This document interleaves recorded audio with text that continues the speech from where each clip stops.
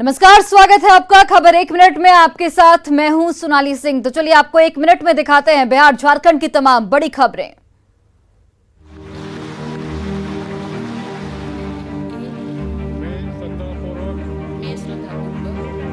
द्रौपदी मुर्मू ने आज देश के सर्वोच्च संवैधानिक पद यानी राष्ट्रपति के रूप में शपथ ग्रहण किया। भारत के प्रधान न्यायाधीश न्यायमूर्ति एन.वी. रमण ने उन्हें संसद भवन के ऐतिहासिक सेंट्रल हॉल में पद एंड गोपनीयता की शपथ दिलाई।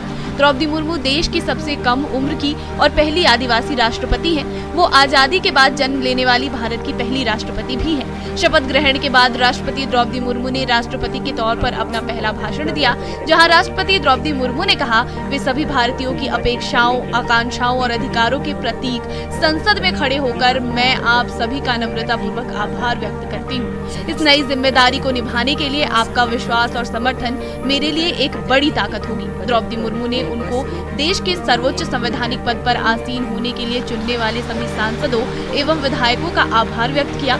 उन्होंने सबको जोहार कहा।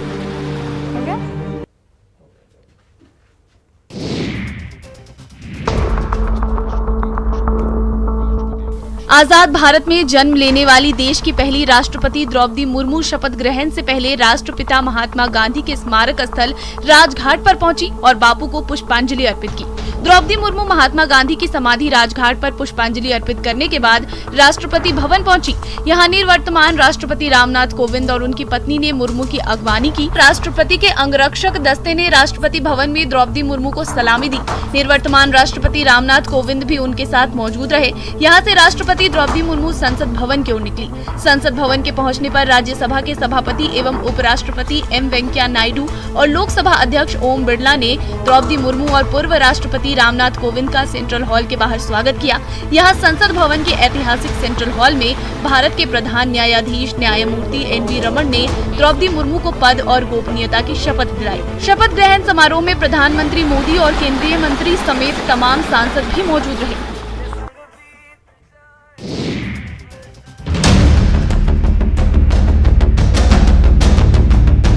भागलपुर के नवगछिया में पहले बेखौफ बदमाशों का आतंक दिखा और उसके बाद स्वास्थ्य व्यवस्था की बदहाली। दरअसल मिल्की गौशाला में जेडीयू के पंचायत अध्यक्ष लोभन चौधरी को बदमाशों ने पहले गोली मार दी। गोली लोभन चौधरी के दाईं हाथ में लगी। गोली मारने के बाद उन पर अपराधियों ने लाठी से हमला भी किया, जिससे वे गंभीर रूप से घायल हो गए। लेकिन स्वास्थ्य व्यवस्था की बदहाली ऐसी कि अस्पताल तक घायल को ले जाने के लिए एम्बुलेंस तक नहीं मिली। फायरिंग के बाद अफरा तफरी के बीच एम्बुलेंस नहीं मिलने से आखिरकार गाँव के लोगों ने ही घायल शख्स को खाट पर लिटाया।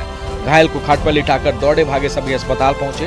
प्राथमिक इलाज के बाद घायल लोभन चौधरी को बेहतर इलाज के लिए मायागंज अस्पताल रेफर कर दिया गया। वारदात के बाद मौके पर पुलिस भी पहुंची, जिन्हें गांव के गुस्साए लोगों ने खरी खोटी सुना दी। वहीं घायल शख्स ने गांव के ही अभय यादव और बबलू यादव पर गोली मारने का आरोप लगाया है। अब गोलीबारी हुई किस वजह से और उसकी पड़ताल पुलिस कर रही है, लेकिन खटिया पर स्वास्थ्य व्यवस्था को लेकर जवाब किसी के पास नहीं।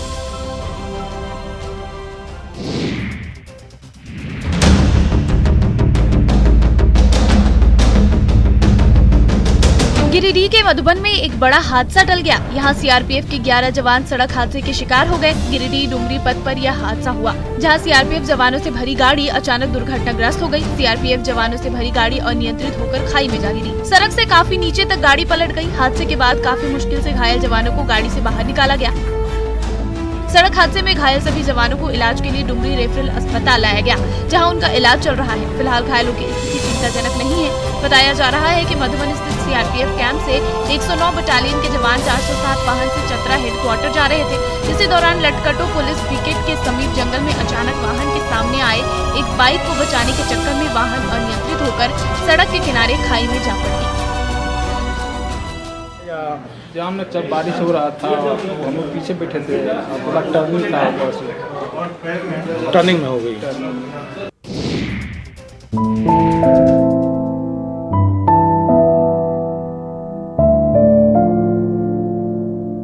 मौसम की बेरुखी ने शेखपुरा के किसानों को इस बार परेशान कर रखा है।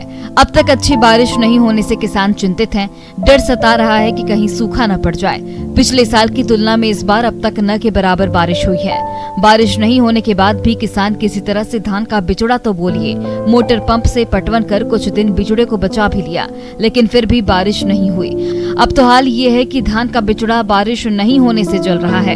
खेतों में दरार फट चुकी है, जिसके कारण धान का बिचड़ा पूरी तरह से बर्बाद होने की कगार पर है। इलाके के कई किसानों ने जैसे तैसे पंप सेट के सहारे खेतों में धान की रोपनी भी की, लेकिन तेज धूप और गर्मी की वजह से खेतों से नमी दम तोड़ रही है।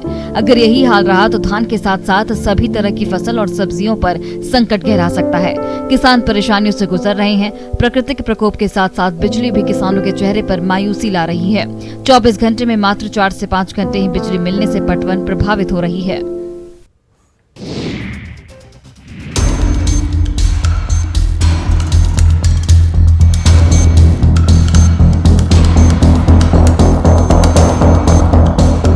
औरंगाबाद के अन्नदाता इन दिनों दोहरी मार झेल रहे हैं। एक तो प्रकृति ने उनके साथ मजाक किया। पहले तो धान का बिचड़ा डालने के वक्त बारिश नहीं हुई, नहरों से पानी नहीं मिला। ऐसे में किसानों ने खुद के संसाधन की बदौलत किसी तरह बिचड़ा तो डाल दिया, मगर अब जब रोपनी की बारी आई तो बाजार से खाद गायब हो गई। यदि कहीं मिल भी रहे हैं तो 266 की जगह एक बोरी खाद के लिए कम से कम उन्हें 500 रुपए चुकाने पड़ रहे हैं। किसान अहले सुबह से ही खाद के लिए लंबी कतारों में दिन भर खड़े रहने को मजबूर है। बावजूद इसके कई किसानों को खाद के बगैर घर वापस लौटना पड़ता है। किसान खाद के लिए परेशान हैं, लेकिन कृषि विभाग की खामोशी सवाल खड़े कर रही है। उल्टे जिला कृषि पदाधिकारी किसानों की तकलीफों को मजाक के तौर पर देखते हैं। कहते हैं कि उधार लेने की वजह से खाद विक्रेता महंगे दामों पर किसानों को खाद बेच रहे हैं। इधर किसानों ने कालाबाजारियों पर नकेल कसने की मांग की है।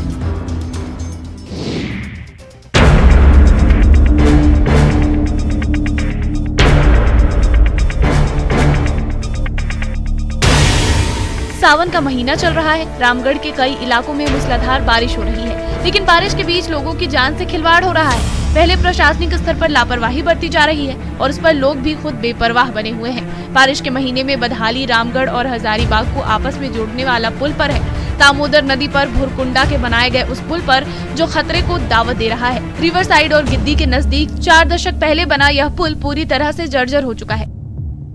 पुल पर जगह जगह गड्ढे बन गए हैं। बारिश के मौसम में इन गड्ढों में पानी भी भर गया है। बांस लगाकर पुल के टूटे रेलिंग से राहगीरों की सुरक्षा की जा रही है। टूटे रेलिंग के कारण कई दुर्घटनाएं हो चुकी है। पुल की देखरेख की जिम्मेवारी सीसीएल प्रबंधन की है। पुल से सैकड़ों की संख्या में कोयला लदे ट्रक और हाईवा समेत यात्री वाहन पार होते हैं। इस पुल के माध्यम से दर्जनों गाँव और कोलियरी के लोग रोजाना आना जाना करते हैं, लेकिन सीसीएल की नजर इस पर नहीं जा रही।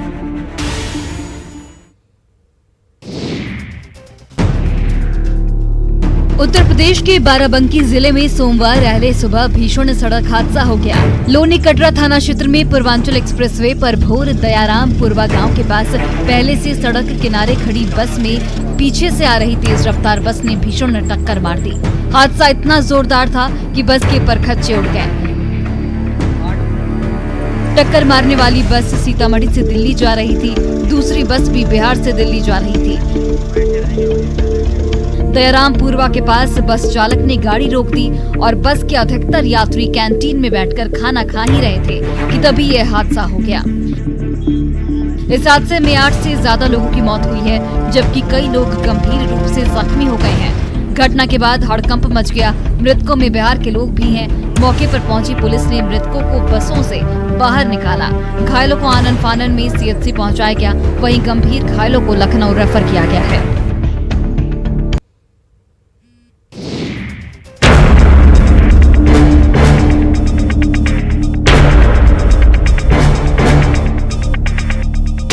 गोपालगंज में पुलिस से बचने के लिए एक शख्स ने 60 फीट ऊंचे डुमरिया पुल से गंडक नदी में छलांग लगा दी। घटना मोहम्मदपुर थाना क्षेत्र के डुमरिया पुल की है। हालांकि पुलिस ने 5 घंटे के रेस्क्यू करने के बाद नदी में छलांग लगाने वाले शराब तस्कर की जान बचा ली। गिरफ्तार शराब तस्कर को इलाज के लिए सदर अस्पताल में भर्ती कराया गया। उसके बाद पुलिस पूछताछ करने में जुटी है। गिरफ्तार शराब तस्कर की पहचान पूर्वी चंपारण मुफस्सिल थाना क्षेत्र के बरदाह गांव निवासी मोहन सोनी के रूप में की गई है। बताया जा रहा है कि शराब तस्कर यूपी से कार में शराब की तस्करी कर पूर्वी चंपारण जा रहा था। पुलिस को सूचना मिली तो कार सवार शराब तस्कर का पीछा करने लगी। इस दौरान डुमरिया पुल पर दोनों तरफ से पुलिस ने शराब तस्कर की कार को घेर लिया। पुलिस को देख शराब तस्कर ने पकड़े जाने के डर से पुल से ही गंडक नदी में छलांग लगा दी। पुलिस के मुताबिक कार से 198 लीटर विदेशी शराब जब्त की गई है।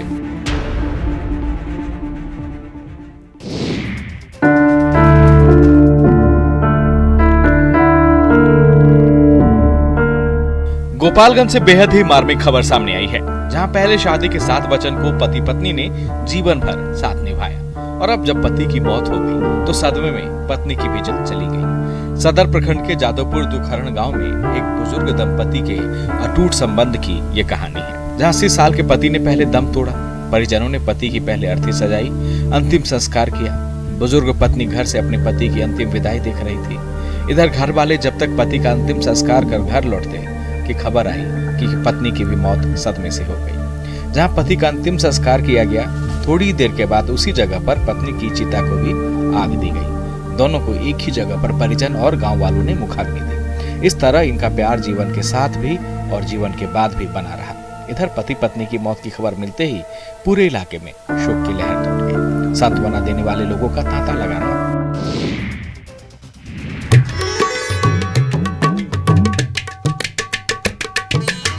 बाबा भोलेनाथ की आराधना का पवित्र महीना सावन और उस पर उसकी दूसरी सोमवारी, इसे लेकर देवों के देव महादेव के दरबार में हजारों भक्तों ने अपनी हाजिरी लगाई।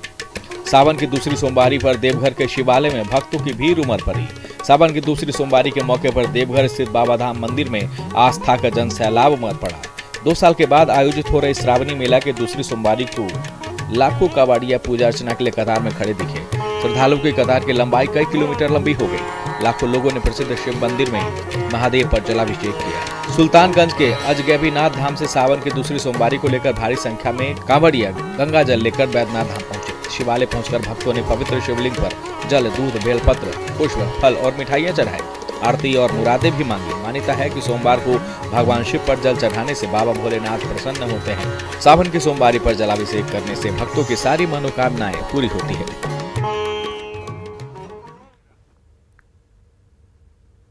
हुआ, दोनों की जिद के आगे परिवार वाले भी झुक गए। परिजनों की मौजूदगी में सहरसा के मटेश्वर धाम मंदिर में दोनों ने शादी रचा ली। शादी के बाद हरप्रीति और मिथुन दोनों हमेशा के लिए 2 से 1 हो गए। हालांकि 2 से 1 होने के दावे तब तक ही थे जब तक हरप्रीति की नौकरी नहीं लगी थी। शादी के कुछ महीने बाद हरप्रीति की पुलिस में नौकरी लग गई और नौकरी लगते ही हरप्रीति ऐसे बदली कि मिथुन को पहचानने से ही इनकार कर दिया। ये तमाम आरोप शादी के वीडियो में दिख रहे मिथुन के हैं। वही मिथुन जिसने हरप्रीति को कामयाब बनाने के लिए मानो जान लगा दी। मिथुन की माने तो नौकरी से पहले पत्नी ने 15 लाख रुपए मांगे थे। घर से लाकर उसने अपनी पत्नी को रुपए भी दे दिए, लेकिन जब पत्नी की सरकारी नौकरी लग गई तो 7 जन्मों के बंधन को वो भूल गई, शादी की रस्मों को भूल गई। सहरसा के रहने वाले मिथुन की यही आप बीती है। वो आज भी अपनी पत्नी को पाने के लिए दर-दर भटक रहा है। मिथुन का कहना है कि पुलिस की नौकरी लगते ही उसकी पत्नी ने उसे पहचानने से इनकार कर दिया। समस्तीपुर के पटोरी थाने में इसकी पत्नी कार्यरत है। अब मिथुन ने समस्तीपुर एसपी को भी एक आवेदन देकर मामले में न्याय की गुहार लगाई है।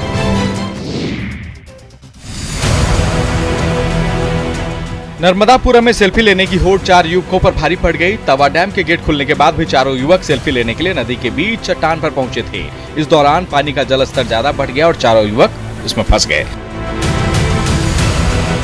फंसने के बाद चारों मदद की गुहार लगाने लगे, जिसे सुन ग्रामीणों ने आधे घंटे की मशक्कत के बाद किसी तरह इन्हें बचाया। बता दें कि लगातार बारिश की वजह से तवा डैम से लगातार सभी 13 गेट खोल दिए गए थे। 1,97,500 क्यूसेक पानी छोड़ा जा रहा था। डैम से पानी छोड़ने की वजह से नर्मदा के जलस्तर में बढ़ोतरी हो गई। प्रशासन ने तवा नदी और नर्मदा से लगे निचली बस्ती और गांव के ग्रामीणों को सतर्क रहने के निर्देश दिए थे। बावजूद सेल्फी की सनक ऐसी ही कि तवा डैम का गेट खुलने के बाद भी लापरवाही की और बहकर नदी के बीच चट्टान में फंस गए। ग्रामीणों ने काफी मशक्कत के बाद किसी तरह इन्हें बचाया। यदि आसपास कोई होता नहीं तो बड़ा हादसा हो सकता था। न्यूज़ 18 आपसे अपील करता है कि आप ऐसी गलती ना करें, ये अपनी जान पर खतरा हो सकता है।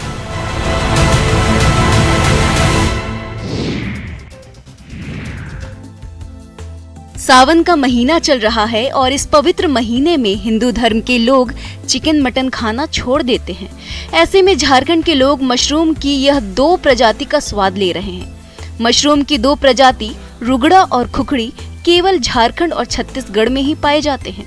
रुगड़ा और खुखड़ी चिकन मटन से कम नहीं है। रुगड़ा और खुखड़ी खरीदने के लिए सब्जी बाजारों में लोगों की भीड़ लगी हुई है। झारखंड के जंगल में पाए जाने वाले इन मशरूम की प्रजाति बेहद स्वादिष्ट होती है। इसका स्वाद बिल्कुल मटन जैसा होता है। इसमें प्रोटीन भरपूर मात्रा में होता है। मशरूम प्रजाति का रुगड़ा दिखने में छोटे आकार के आलू की तरह होता है, तो वहीं सावन में बाजारों में खुखड़ी की मांग बढ़ जाती है। अगर इसके दाम गिरते भी हैं तो ये कम से कम 1000 से 1200 रुपए के बीच बिकती है। मॉनसून के दौरान झारखंड में मशरूम की यह दो प्रजाति बाजारों में खूब नजर आने लगती है। रुगरा और खुखरी मशरूम में हाई न्यूट्रिशन वैल्यू होती है। और फिलहाल